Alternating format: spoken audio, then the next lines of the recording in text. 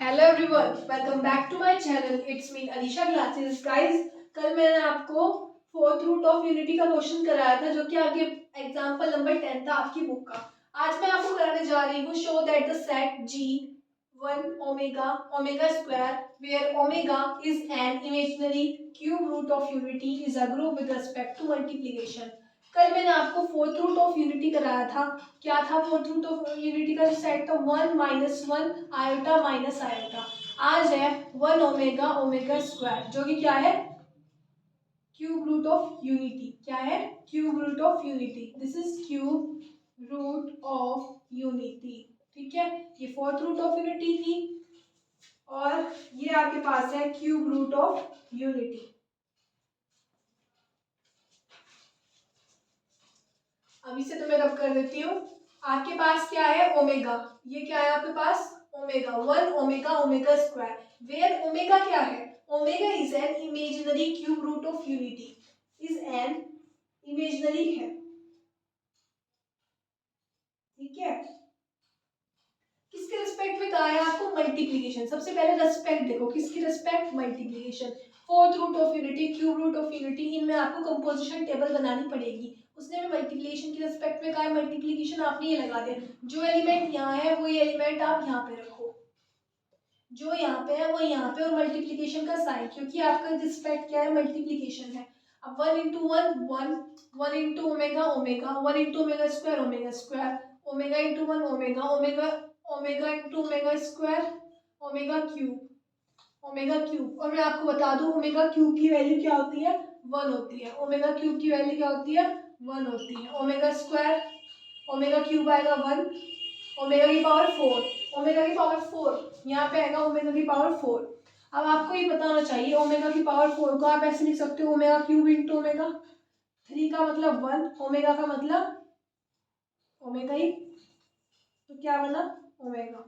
अब ये देखो 1 omega omega square, omega omega square 1, omega 1 omega square 1 omega.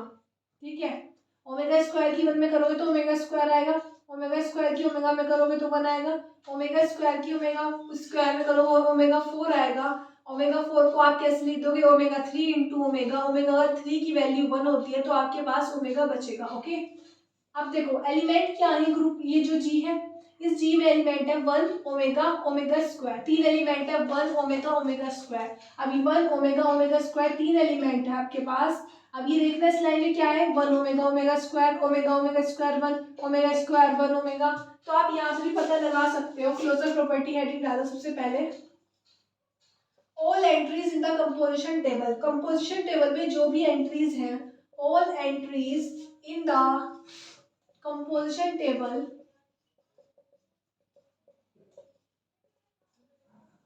किसके एलिमेंट है? Are the element of ji.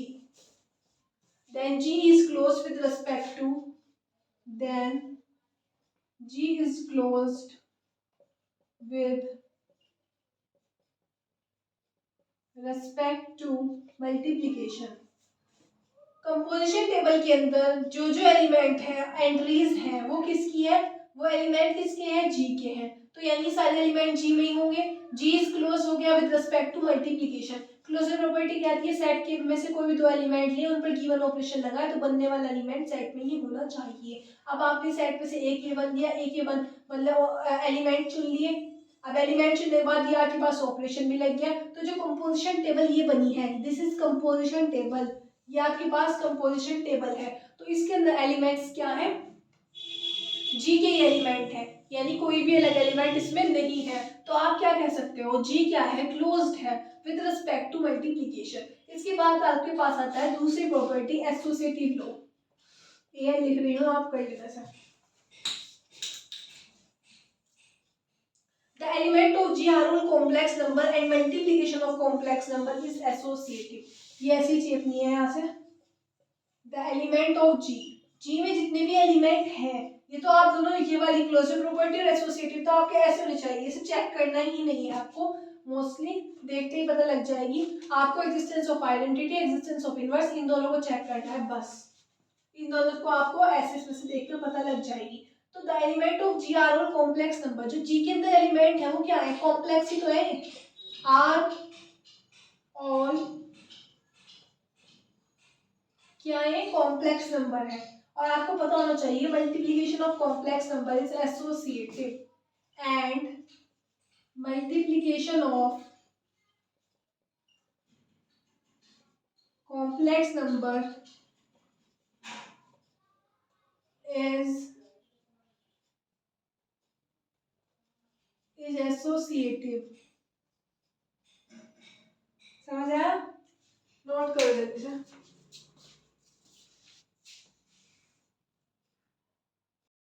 Third आपको चेक करनी है existence of identity, existence of identity.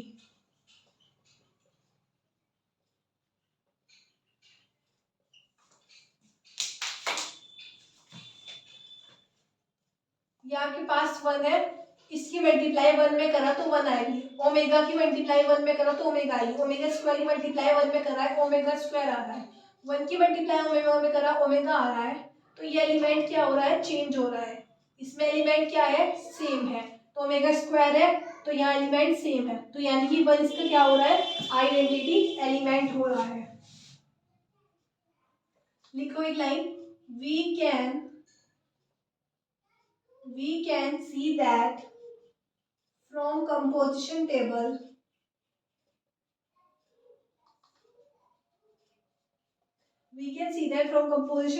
one into 1 is equals to 1, 1 into omega into 1,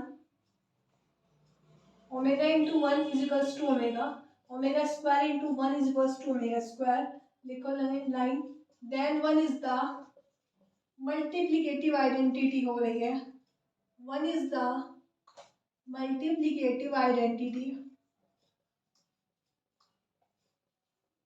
in G। Fourth आपके पास है existence of inverse, इसके अंदर भी यही आएगा, we can see that from, जो कल क्वेश्चन कराया था आपको फोर्थ रूट्स वाला, बिल्कुल एज इट इज क्वेश्चन है, बस इसमें ये वैल्यू चेंज है।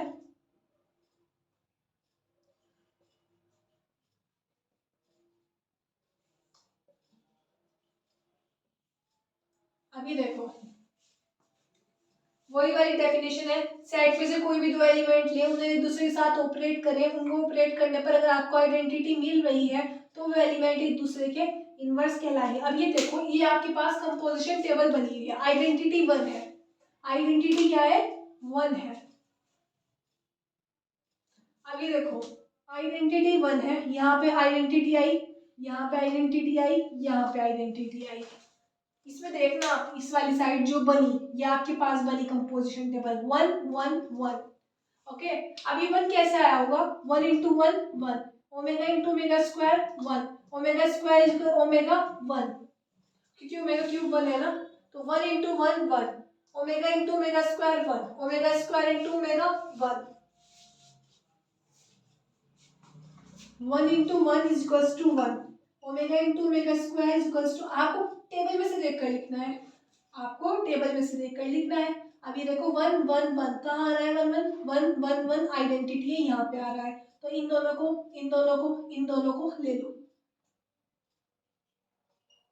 अब तो लिख लोगे आप, 1 is the inverse of 1, omega is the inverse of omega square, omega square is the inverse of omega. ठीक है, नोट करना, ये कर लिया होगा।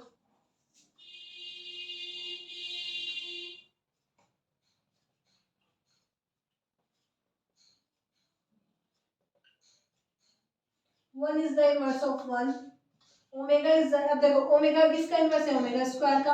अब ओमेगा का, ओमेगा स्क्वायर का है तो ओमेगा का इनवर्स है ओमेगा स्क्वायर का। ये भी कह सकते हो ओमेगा इनवर्स है ओमेगा स्क्वायर का, ओमेगा स्क्वायर इनवर्स है ओमेगा का, omega square is the inverse of omega. फिर आप लिखोगे एक line, thus each elements of